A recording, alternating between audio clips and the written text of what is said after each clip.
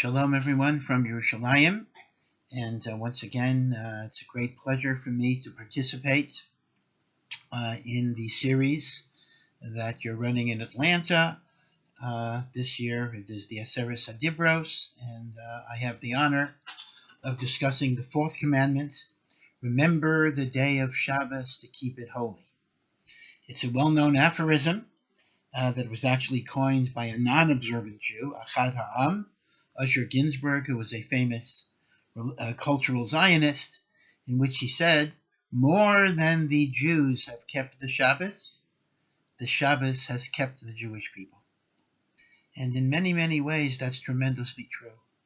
There is nothing as important to the continuity, to the transmission of the beauty of Judaism and the meaning of Judaism than the notion of Shabbos, the notion of resting one day a week to acknowledge that God is the creator of heaven and earth.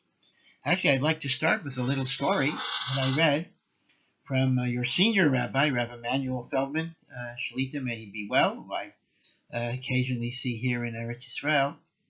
And he tells the story in one of his books or articles of the fact that in his early years in the rabbinate, perhaps I'm missing some of the details, there was a woman that would often visit the office who was not yet Orthodox, but she would often make the point that, Rabbi, I may not be so Orthodox, but at least I keep the 10 Commandments. And normally he would just let her say that, and he wouldn't make a point, but he says one day he was a little busy and etc.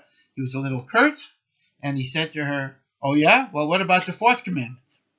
And when she said, what is the fourth commandment? He said, remember the day of Shabbos to keep it holy. And she said, well, she didn't know that was on the list. So often when people say they keep the 10 Commandments, they often mean they keep the last 5. They don't steal, they don't murder, they don't commit adultery, they don't covet, although that's a hard one too. But Lamaisa, Shabbos is indeed one of the 4th. Now the truth of the matter is, interestingly enough, the mitzvah of Shabbat was actually given even before the 10 Commandments, even before the giving of the Torah. It was given to us in the oasis of Mara, before we even came to Har Sinai, and yet it was reiterated in the 10 Commandments. Now, there are many, many things that we could say about Shabbos, and in truth, there's no real way I could possibly get everything in the limited amount of time we have, but let me share just a few major points. Number one, all of us know that there's actually 2 different versions of the 10 Commandments in the Torah. There is the version in the book of Exodus, and then when Moshe Rabbeinu, before his death, is reviewing the events of Matan Torah, he once again recounts the Decalogue, and by and large, the 2 versions are virtually the same. There's probably an 85 to 90% correspondence. But there are some significant differences, and the most significant differences are precisely in the formulation of the 4th commandment. In Parshat Yisro, in the book of Exodus, the commandment begins, Zachor es Yom HaShabbat l'kadsho, remember the day of Shabbos to keep it holy. When we go to Deuteronomy, Parshat V'etchanan, which is Moshe Rabbeinu's review of the Decalogue, instead of the word Zachar, remember, it says Shamar. Shamar is to observe, to keep. So which did God say? Did God say Zachar, or did God say Shamar? So our Chachamim teach us that Hashem said both words simultaneously. And that was incorporated in the beautiful liturgical poem that we sing Friday night, L'cha Dodi, compiled, Come My Friend to Greet the Bride, the Shabbos Queen, compiled by Shlomo Alkabatz, a Talmud of the Arizal in the 1500s of Tzfat, and the poem begins, Shamar v'zachar b'dibur echad, that God declared observing the Shabbos, and God declared remembering the Shabbos simultaneously in a way that a human being cannot possibly do, that HaKadosh Baruch Hu said both words at the same time, and we, at the recipient end, heard both of those words. Now, one could ask a very simple question, which has a very simple answer, and that is, if Zachar is first and Shamar is the second iteration of the Aseret Adibros, why does the poem read Shamar and Zachar b'dibur echad? It should actually say Zachar v'Shamar b'dibur echad, but the answer is very simple. Forgive me for asking the question. Lecha Dodi is an acrostic in which the first letter of each stanza is a letter in the author's name. The author's name was Shlomo Halevi. Therefore, the first stanza has to be a shin. Zachar is a zayin, so as a result, he had to invert the order.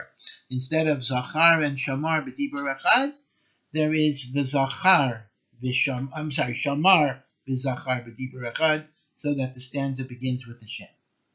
But on a more basic level, we of course have to ask the question, what is the difference between the mitzvah of remembering the Shabbos day, which we have in Parshat Yisro in Exodus, and observing the Shabbos day, Shamar, which we have in the Eschanan in the book of Deuteronomy? And halachically, there is actually a very, very significant difference. The Zachar et Yom HaShabbat, remembering the day of Shabbos, that is referring to things like making Kiddush, acknowledging its sanctity, having meals, you might even say the fun part of Shabbos, and even the Havdalah at the end. And it also includes not only what you do on Shabbos, but even thinking about Shabbos the rest of the week. So, for example, in the Hebrew language, there really is no distinct day for days of the week. We don't have a Sunday, Monday, Tuesday, but rather we call it Yom Rishon LeShabbat, the first day towards the Shabbat, and the second day towards the Shabbat. And the concept is that every single day we think about Shabbat, that's remembering Shabbat, and then when Shabbos comes, we have a Kiddush, Havdalah, when we leave the Shabbos, Seudah. So that is remembering the day of Shabbos to keep it holy. Shamar is more of the negatives, refraining from doing malacha.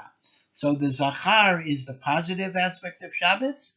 The Shamar is observing the sanctity of Shabbos by not violating the 39 categories of malacha. And of course, the way we derived those categories was that in the construction of the tabernacle, there were 39 types of creative labor that were used in the building of the tabernacle, of the Mishkan, and the Torah tells us it is precisely those activities that we are not allowed to do on Shabbat. Now, the truth of the matter is, this dichotomy is not so clear, because even in Exodus, which emphasizes remembering the Shabbos, it then says in the middle of the paragraph, Lo sa'aseh kal malacha. So indeed, the negative is contained even in the positive. But because the paragraph begins with remembrance, it is primarily accentuating the positive aspects of Shabbos, and the Shamar is emphasizing the negatives aspect of Shabbos. And again, that already teaches us that both are of equal importance. That is why they were said b'dibur echad. If one were to simply tie themselves to their bed and sleep all of Shabbos, they would have fulfilled the Shamar, but they wouldn't have fulfilled the Zachar. The other way around, if one makes a beautiful Friday night meal with a Kiddush and a Hamotzi, but then they go out to the mall or go shopping or go to the beach or don't keep the Malachot of Shabbos, they perhaps have done some fulfillment of remembering the day of Shabbos to keep it holy, but they haven't done the Shamar. And this is the concept. Shamar v'Zachar b'dibur echad teaches me that it is both the positive and the negative that have to come together. So let me first talk about a very, very central idea. Most people can see that how beautiful Shabbos is, how festive, the notion of a meal, the notion of being with your family, the idea of escaping the virtual world reality in order to be with family and friends and loved ones. even going to shul. Some people think it's a little long. Maybe sometimes it is a little long. But still, you get to be connected to a community. All of that is so beautiful. But many people have problems with the notion of malacha. And what does it mean you can't do malacha on Shabbos? Let me give you a little story. When I was around 12 years old, and I was in an Orthodox day school in Hartford, Connecticut, but most of my classmates were not Shomer Shabbos. This was before the days of Salman Schechter, so even people who were not Orthodox, if they wanted their kids to have a Jewish education, they would send their kids to the Orthodox school because that was the only school that existed. So I grew up with, and actually the truth of the matter is I think it was not such a bad thing, with Jews of all across the spectrum, ranging from Orthodox kids to largely non-Orthodox kids, Reform or even kind of non-affiliated, but they were culturally interested in Judaism. So I remember I was once invited to the bar mitzvah of one of my classmates, and the bar mitzvah was going to be held in a Reform temple. So putting aside the halachic issues, which I don't want to get into about that, I had to go through a 5-mile walk in the summer without an Erev, so I couldn't carry water, in order to get to the Reform synagogue. Okay, I was younger then. The walk was not such a big deal. But as I'm walking in the heat and I'm schwitzing and I'm very uncomfortable, one of my English teachers, one of my secular teachers, drives by, a very sweet woman who actually died recently, over 100 years old. But she was Jewish, but not Shomeret Shabbat. She stopped her car and she said, "Hey, can I give you a ride?" And I explained to her, well, I'm not allowed to go into a car on Shabbos. So she said, why not? So I said, well, the extra weight on the seat is going to cause a greater burning of fuel, and that's called making a fire on Shabbos, and that's a prohibited malacha, a prohibited work, so I'm not allowed to go into the car because that's called work. So she asked me, so you're telling me this, you're walking 5 miles without water on a hot summer day because you're not allowed to do work on Shabbos by getting into an air-conditioned car. Surely getting into an air-conditioned car is much less work than walking 5 miles. So at that point, I was just 12 years old. I was kind of confused, and I just kind of ran away or disengaged or something like that. But my teacher has a good point. If the idea of Shabbos is resting, not doing work, then some of the halachot don't make sense. On one hand, the halacha says that if there's no Erev, and I walk outside of the Erev by simply carrying a toothpick in my pocket, I've done malacha. I've gone from a private domain to a public domain. On the other hand, in the house, I can move tables and chairs and spend the whole day schwitzing, etc. So if the definition of malacha is physical labor, then it doesn't really make sense because many things are forbidden on Shabbos that do not involve physical exertion, and many things are permitted on Shabbos that do involve physical exertion. I'm sure many of you have either asked or have been asked about the notion of fire. We don't turn on an incandescent light bulb. Again, the LED has different halachic issues, but let's just talk about the regular old-fashioned light bulb. I'm not sure if you still even have them, but some people may still have them. So it was said that turning on an incandescent light bulb, and again, I'm not dealing with other forms of electricity, is an act of creating a fire because the current going through the filament and bringing it to a glow is a fire. And the Torah says, thou shalt not make a fire on Shabbat. So people say, well, wait a second. In the olden days, to make a fire, you had to rub 2 sticks together. You had to take rocks. It was a lot of work. It took a real long time. So the Torah said it's laborious. Today, just flick a switch, light a match, turn on a stove. Is that going to be fire? There's no physical exertion there. So why should it be usher? So here, it's very, very important to take the insight of Rav Shimshon Raphael Hirsch, who says that the definition of malacha is not physical exertion. The definition of malacha is any type of creative activity that demonstrates man's control over his external environment. That the key to malacha is mastery over my natural environment, whether it's plowing, planting, threshing, writing, creating fire, slaughtering, even carrying, even though you're not changing an article, but you're changing its location in the time-space continuum.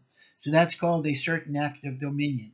And therefore, the fact that it's easier because of technology to turn on a light today than it was is not a reason why it should be permitted. It's even more of a reason that it should be forbidden, because I'm demonstrating my mastery over my universe. The concept is that since Shabbat is a celebration of God as the creator of the universe, we celebrate the fact that God is the master of the universe by refraining from the activities that would demonstrate my mastery over the universe. I refrain from my creative control over the world to acknowledge that HaKadosh Baruch Hu is the source. And therefore, Rav Hirsch's insight is a very, very beautiful insight because it liberates malacha from physical exertion. Now, it's true that not to overly physically exert yourself, to have menucha, is also a component of Shabbos, and we'll talk about that. Certainly, Shabbos should also be a day in which physically you try to rest and recuperate, as well as devoting it to Torah, to family, to meal, and even sleep on Shabbat is Shina b'Shabbat Tanug. Some sleeping, extra sleeping on Shabbat is part of Oneg Shabbos, part of the pleasure of Shabbos. But the definition of malacha is not keyed to physical exertion.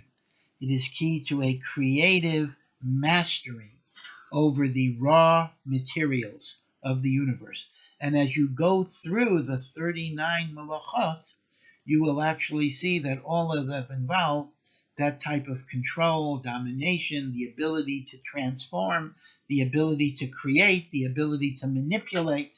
All of that is part of the inyan of malacha. And therefore, in a sense, you can see that remembering the Shabbat is part and parcel with observing the malachot, because observing the malachot is acknowledging that God is the source of creation, and that in turn leads me to remember and celebrate the Shabbat through the Kiddush, through the Havdalah, through the special prayers of Shabbat, and through the meals that are in honor of Shabbat as well.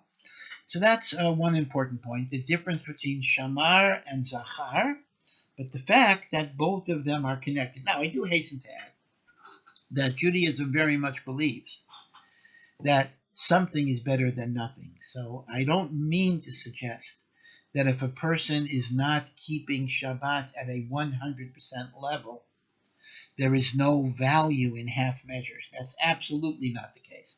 Although, as a person committed to halacha, I obviously have to advocate for Shabbat as a complete package. But if a person is not in a place where they are emotionally ready to make a full commitment, anything, is very, very valuable. The Chovas Halevavos writes that when it comes to ruchniot, when it comes to spirituality, there is never something that is so small and insignificant that HaKadosh Baruch Hu is not machshavit, and it's not considered something valuable and beautiful. So, on one hand, there is a package deal here. On the other hand, there is a value. In fact, even if a person would only have Kiddush and sit with their family for a Friday night supper, that has value. It's not the end all, and it's not a complete Shabbat, and hopefully one should move on to ever and ever expanding fulfillment of Shabbat. But it is something, and one should never say, I'm not going to start just because I'm not yet ready to finish. Now, one difference between Yisro and V'eschanan is Yisro, as we said, says Zachar, and V'eschanan says Shamar. But there's another interesting difference, very significant difference, and that is a different reason is given for the observance of Shabbat. In Parshat Yisro, we are given the very familiar reason. Ki sheishes yamim asa Hashem es hashamayim v'es Hashem made the world in 6 days. Ubayom hashvi'i Shabbos v'inafash. And on the 7th day, he rested. Well, that's beautiful. In other words, Shabbat is a commemoration of the creation of the world and the acknowledgement that HaKadosh Baruch Hu is the creator. Right? That's the standard understanding of Shabbat. But if I read Parshas V'eschanan, the second version of the Ten Commandments, I see a totally different reason. You shall keep Shabbat because you shall remember that you were a slave in the land of Egypt, and God liberated you, God freed you from that slavery, and that is why he commanded you to keep the Shabbos day. In other words, strangely enough, Shabbos is not only a commemoration of Genesis, the creation of the world, but Shabbos is also a commemoration of the Exodus from Egypt. And that is why we say in Kiddush that I'm making the Kiddush of Shabbos Zecher, to remember Yetzias Mitzrayim, the Exodus from Egypt. And that is based precisely on the version of the Ten Commandments that appears in Parshas V'eschanan, where indeed, V'zacharta ki eved hayisa b'eretz Mitzrayim. The question is, though, how does Shabbos commemorate that? I'm resting on Shabbos to remember the Exodus of Egypt. How is Shabbos connected to the Exodus in any sense at all? So here, I would suggest that this is because Shabbos teaches two ideas that on some level are a little contradictory, but they ultimately come together. Lesson number one is, I am not the master of the world. I am not the boss. There is a boss that is above me. That's HaKadosh Baruch Hu. And that is why I refrain from exercising my creativity, because God is the source of all creativity. So Shabbos, as connected to Brias HaOlam, teaches me I am not the master of the universe. But Shabbos, when it's connected to Yetzias Mitzrayim, teaches me an opposite idea. The universe, the world, is not a master over me. Meaning, Hashem tells me, you're not a slave. You're free. You are a liberated person. The demands of the world stop. When Shabbos comes, you are not beholden to anyone else. They don't own you. So, interestingly enough, Shabbos, as connected to Brias HaOlam, reminds me of my subservience to HaKadosh Baruch Hu. Shabbos, by Yetzias Mitzrayim, reminds me of my freedom vis-a-vis the rest of the world. I am not the master of the universe, but the universe is not a master over me. And we combine this idea of freedom, but then taking that freedom and making it subservient to the service of HaKadosh Baruch Hu. It's kind of similar to the notion of Pesach.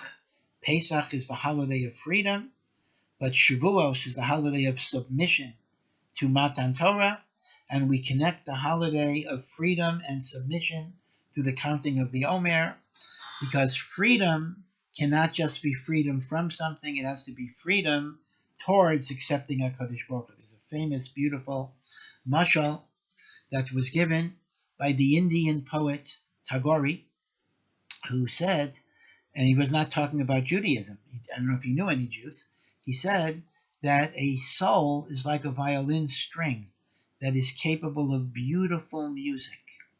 But if the string is totally untied, a loose string with freedom, without responsibility and without commitment, you can't get any music out of it.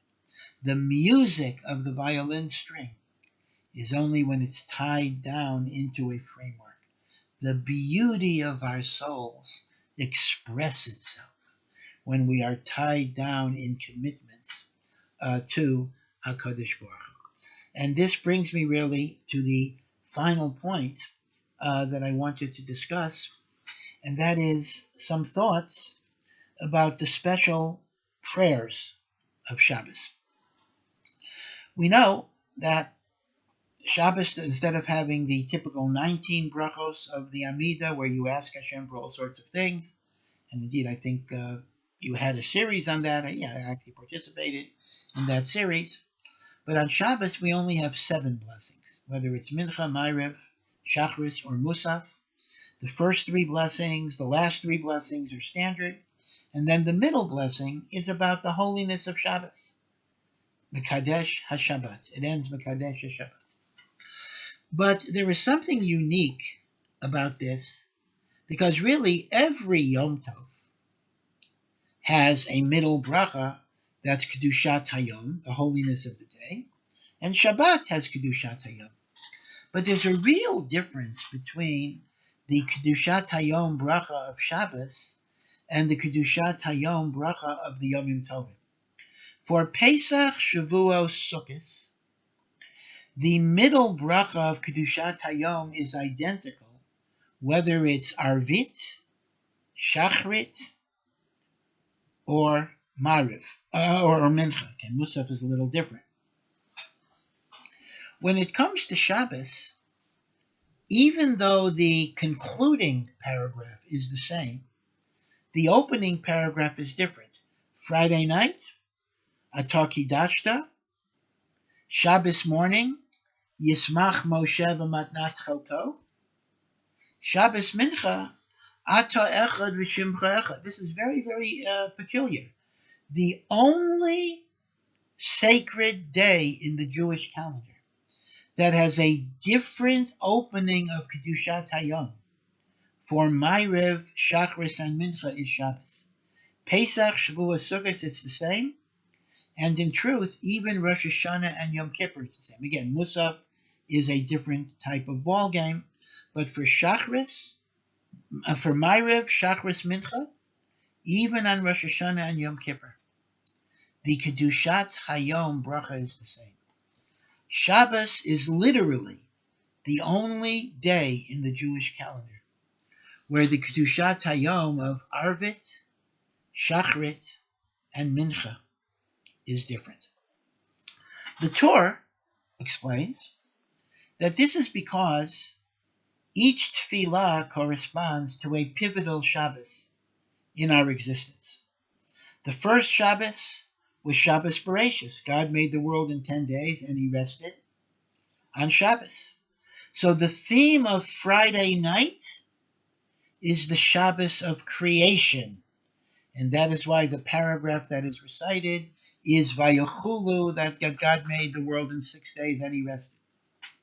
The next pivotal Shabbos was the Shabbos that God gave us the Torah. God, according to Chazal, the Gemara in Shabbos tells us, God gave us, it was on Shavuos, but God gave us the 10 Commandments on Shabbos. So if the first Shabbos is Shabbos Bereshis, the second Shabbos is the Shabbos of Matan Torah.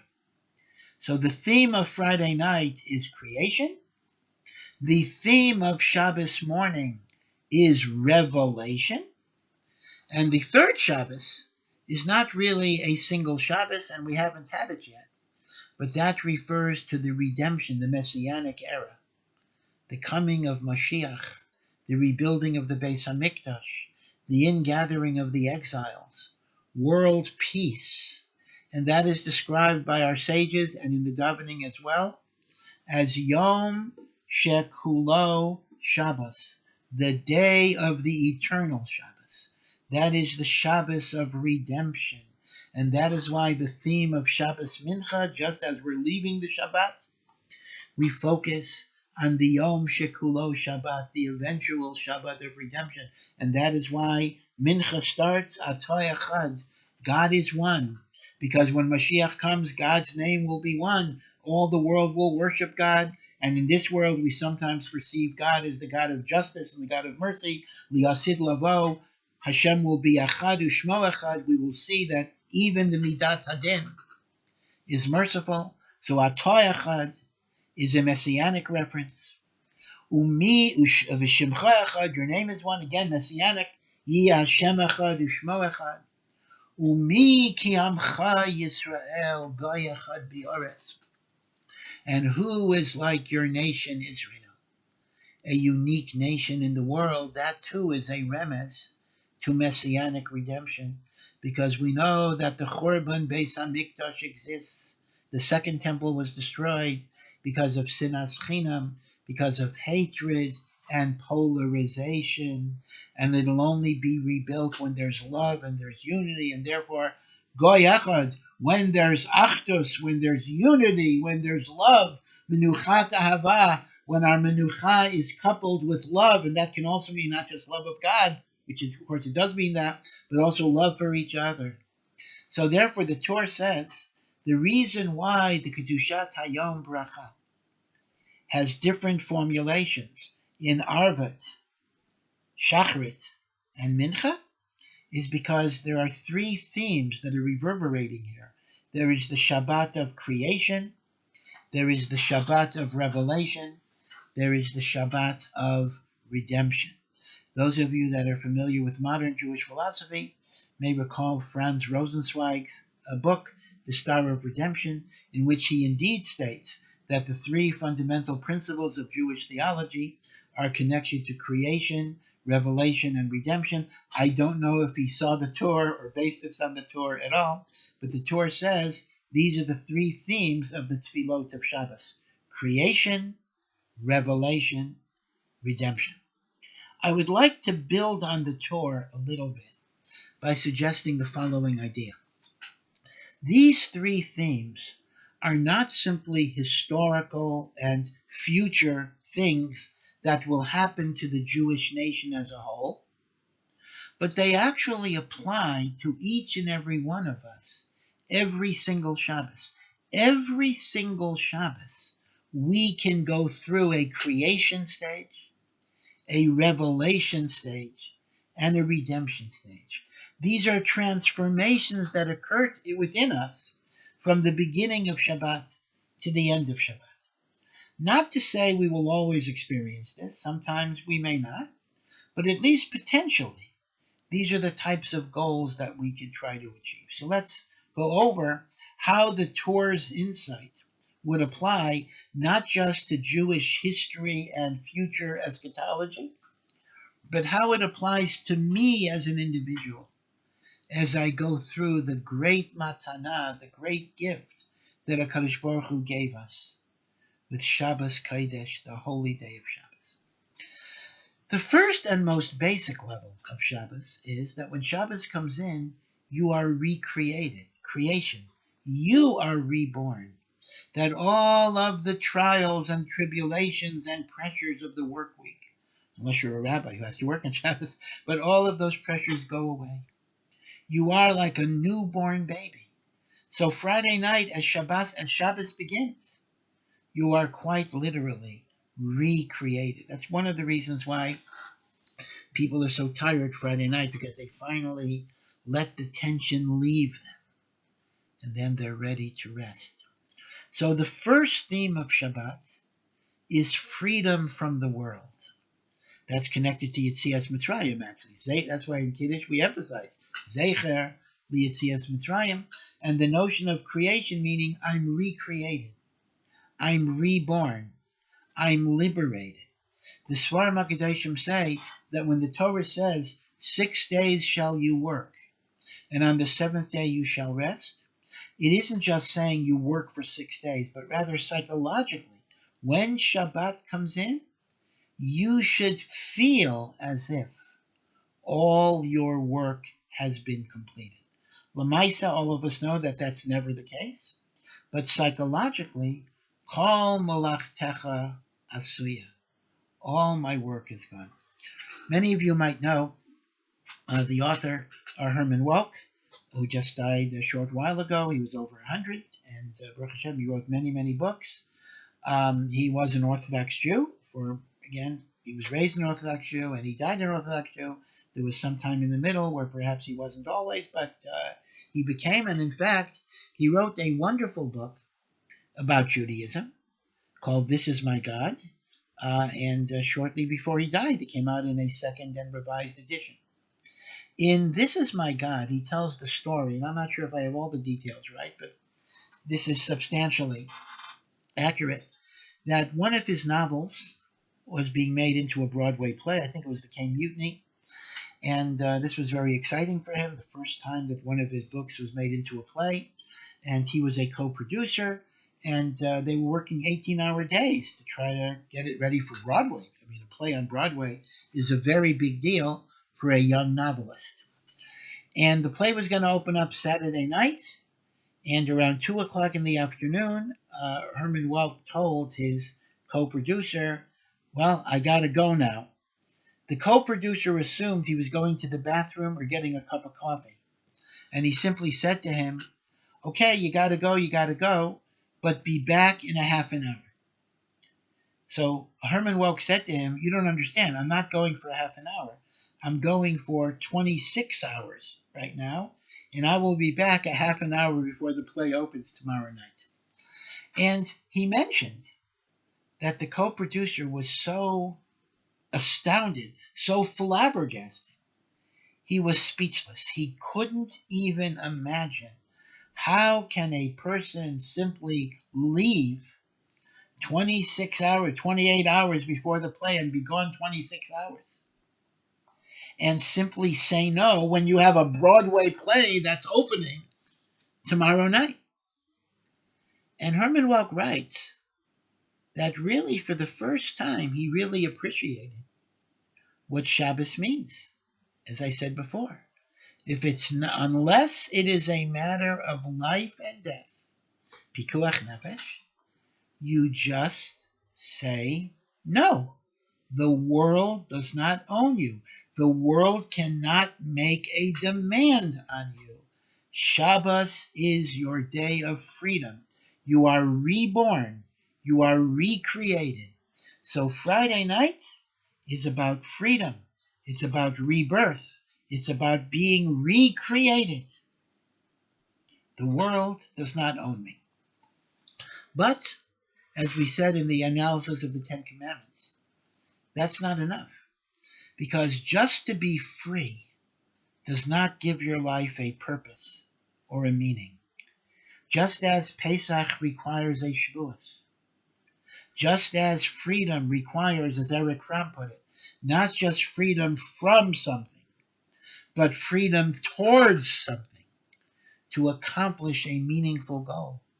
So too, Shabbat is not simply about liberating myself from external constraints, but using my freedom to deepen my relationship with Hashem and His Torah and with Am Yisrael. So, if the theme of Friday night is liberation and freedom as seen by being recreated, the theme of Shabbos morning is directing that freedom towards submission to God's Torah and God's will and God's moral and ethical code. So therefore, the match between freedom and revelation corresponds exactly to the Pesach Shavuos thing, which is linked by Sfirat HaOmer. That is why, by the way, Friday night, Shabbat is referred to in the feminine. We shall rest in her, because Shabbat is like the mother that's given birth to the baby, who can be nurtured and pampered and the like. Shabbat in the morning is Vayanuchu Vo. We rest in him. Shabbat is Zachar, because that is the father that, according to our tradition at least, is the one that takes the primary responsibility for teaching Torah and chinuch in mitzvot. Although obviously both parents are very important, but the father has the official designation, because the Friday night Shabbos is the Shabbos that mothers me and pampers me, and the Shabbos morning Shabbos is the Shabbos that teaches and directs and disciplines me, and we need both the discipline and the freedom to be able to function. But then there is a third issue, and that is the notion of redemption. Now, redemption is from a state of estrangement, a state of galut. As a Jewish nation, we are still in galut. We don't yet have the Beit HaMikdash. Most Jews are not living in Eretz Israel, and even in Eretz Israel, there is so much machlokas. So galut can exist in many ways. We can be dispersed among many countries. We can be divided between Jewish people, sinat chinam. But there's another type of galut, which is an internal galut, in which I am estranged from myself. I'm not living a life of authenticity. I'm not living a life of wholeness. My mind knows what is right, but my feelings and emotions are not in sync. I am a divided person. My mind moves in one direction. My feelings and my heart move in a different direction. So when we talk about redemption, when we talk about geula, that is not just a political statement of liberation from oppression. And it's not even limited to the spiritual return of the Jewish people to Eretz Israel, but it can also refer to the notion that my head and my heart are united in common purpose, and therefore my emotions and my mind are working in synchronization towards that goal. My life is authentic. My life is integrated. I've managed to surmount the dichotomies and the contradictions and the inconsistencies and the tension. And that is inner redemption. When enough of us achieve that inner redemption, then the outer redemption will come to confirm the existence of that redemption. So in a sense, Shabbat potentially is going through those three stages. I think they say from Rav Nachman and Breslov, the greatest distance in the world is between the head and the heart. But Shabbat enables us to bridge that distance. So this is the transitional aspect that potentially is available for every Shabbat. We are first liberated from the outside world. We then focus our newfound freedom on connecting to Hashem. And then emotionally, as Shabbat ebbs away, if we've had a successful experience, we are able to combine the heart and the mind in a harmonious whole. And at that point, Nebuch, just when we've achieved it, Shabbos ebbs away. That is why the Zemiros of Suda Shalishit often have a plaintive tone, kind of a sadness, a yearning, a wistfulness, that we seem to be ready for Shabbos just when it's going away. And that's why we need the spices of Havdalah to revive us and to keep us going. But don't be afraid. Havdalah says, Kel Yeshuasi, God is the God of my salvation. Eftach, I have trust in him. V'lo efchad, I will not be afraid. Because you see, Shabbos is not just a guest that comes and goes. Shabbos is a guest that leaves us something. It leaves us strength. It leaves us faith. It leaves us with the recognition that there's more to life than just earning money or whatever it is. And the true test of a Shabbos is not simply how you experience Shabbos, but the glorious carryover effect that it can have in your week. In Lecha Dodi, we read that Shabbos is the Makor HaBracha. Shabbos is the source of strength. It is Shabbos, or the source of blessing rather. It is Shabbos that blesses everything I do, because when I know that Hashem is the source of everything, that takes away my fear, that takes away my doubt, that takes away all of my hesitations. because I know Hashem is in charge of the world. In fact, it may be, there's a famous Gemara that says, if the Jewish people would keep 2 Shabbos, they would be redeemed. And people ask the question, why do you need 2 Shabbos? Why isn't 1 Shabbos enough? Mordechai ben David's song is just 1 Shabbos, and we'll all be free. He says that's based on the Talmud Yerushalmi. But the Bavli says 2 Shabbos. So one of the explanations is that I need a Shabbos, but then I need a week that has been elevated by that Shabbos, and then a Shabbos that's been elevated by that week. So that way you have an elevated week and you have an elevated Shabbos. And then you are ready for true redemption and Geula. I'll just end with Chazal make the point that Mi shemechin b'erev Shabbos, yeichel b'Shabbos. If a person prepares on Friday, they will be able to eat on Shabbos. Now, obviously, that is a Maimer Chazal that can certainly be understood in a very literal way.